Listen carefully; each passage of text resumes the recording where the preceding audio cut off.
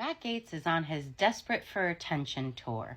Here he is on CNN, coming dangerously close to breaking the very anti-drag laws he supports. Holy concealer, Batman! Since his plans to shut down the government failed, thank you to Democrats, he's moving on to the next item on his to-do list, which is to oust Kevin McCarthy as Speaker. In a speech today, he says it's becoming increasingly clear who the Speaker of the House already works for, and it's not the Republican conference. Last I checked, he works for the American people. Last I checked, he's supposed to do what's best for us. The last I checked, the rest of the Republican conference hates you. Last I checked, they're looking to expel you. Here's a little snippet of what Kevin McCarthy had to say about it. If somebody wants to remove me because I want to be the adult in the room, go ahead and try, McCarthy told reporters Saturday. Oh, Kevin, just because you're Marjorie Taylor Greene's handler doesn't mean that you are the adult in the room.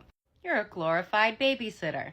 Speaking of Miss Marjorie, who seems to be stuck in the middle somewhere between her two lovers, colleagues. While she went on to say that she would not tolerate the attempt to expel Matt Gaetz, she also doesn't agree to vote out Kevin McCarthy as Speaker. I can't quite put my finger on Marjorie. Even though given her tantra sex reputation, I'm sure half of Washington, D.C. already has. But I digress. Marjorie Taylor Greene might be a lot of things, but it doesn't seem like spiteful is one of them. At least when it comes to other Republicans. She's sitting here defending Matt Gaetz, even though he led the way for her getting kicked out of the Freedom Caucus. But just like the typical pick-me she is, she decides to blame the woman in the scenario instead.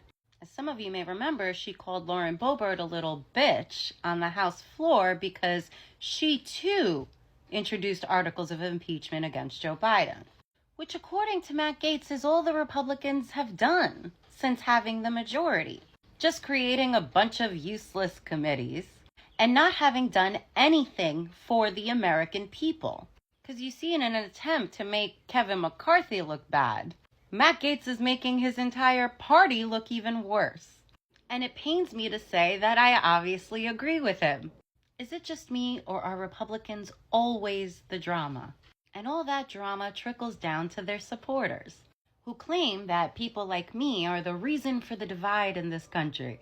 And yet their own party can't get their shit together, or even show a unified front. Now I know politics require give and take, but the only thing Republicans are giving us right now is a shit show.